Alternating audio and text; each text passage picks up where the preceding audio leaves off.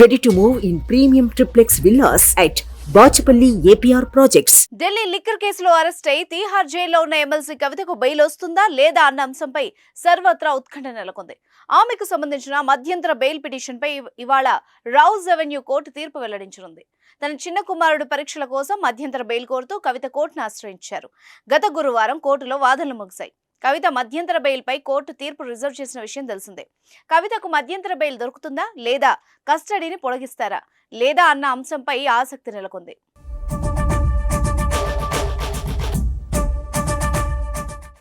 సాధారణ bail petition పై మాత్రం ఈ నెల 20న వాదనలు వింటామని స్పష్టం చేశారు. ఇదిలా ఉంటే కవిత జ్యుడిషియల్ కస్టడీ మంగళవారంతో ముగియనుంది.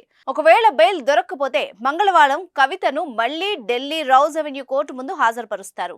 మధ్యంతర బెయిల్ పిటిషన్ తిరస్కరణకు గురైతే సాధారణ బెయిల్ పిటిషన్ విచారణ 20న జరగనుండటంతో కవిత జ్యుడిషియల్ రిమాండ్ పొడిగించే అవకాశాలున్నాయని న్యాయ నిపుణులు అభిప్రాయపడుతున్నారు.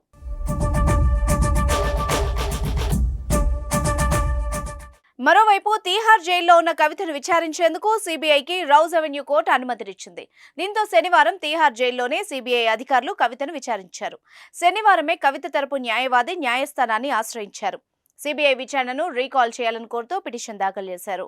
సిబిఐ విచారణకు సంబంధించి తమకు ఎటువంటి సమాచారం లేదని, కనీసం ఆ పిటిషన్ కాపీ కూడా ఇవ్వలేదని కవిత తరపు న్యాయవాదులు కోర్టుకు విజ్ఞప్తి చేశారు. దీనికి న్యాయమూర్తి నిరాకరించారు. పిటిషన్ పై సిబిఐ తరపు కూడా వాదనలు విన్న తర్వాతే ఏ ఉత్తర్వులైనా ఇస్తామని స్పష్టం చేశారు.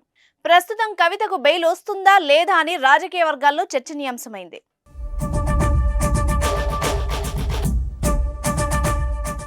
సుమన్ టీవీలో మీ పర్సనల్ అండ్ బిజినెస్ ప్రమోషన్స్ కోసం కింది నెంబర్కి కాంటాక్ట్ చేయండి.